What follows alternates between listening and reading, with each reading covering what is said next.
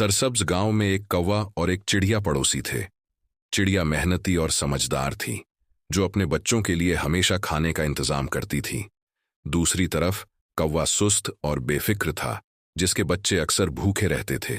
कौवे की बीवी अपने बच्चों की भूख से परेशान होकर अक्सर कौवे को ताने देती थी। एक दिन कौवे की बीवी ने उससे कहा, चिड़िया कितनी मेहनती है और तुम बिल्कुल निकम्मे हो।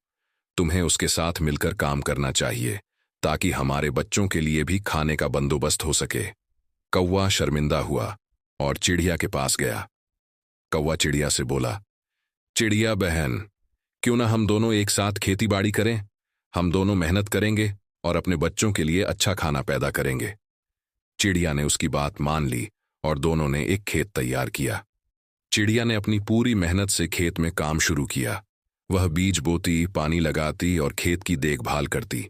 लेकिन जब भी वह कौवे से कोई काम करने को कहती, वह हमेशा बहाना बनाता।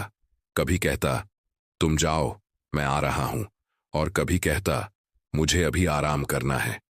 चिड़िया ने सब्र से अकेले ही काम जारी रखा।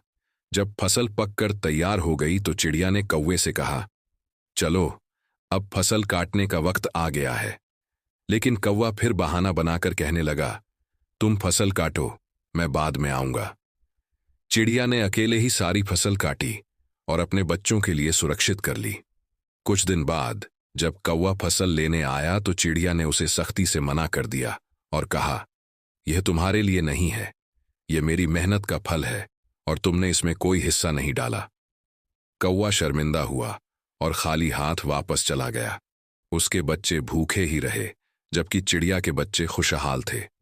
यह कहानी हमें सिखाती है कि मेहनत के बिना कुछ हासिल नहीं होता और दूसरों के सहारे जीने का अंजाम हमेशा नुकसानदायक होता है।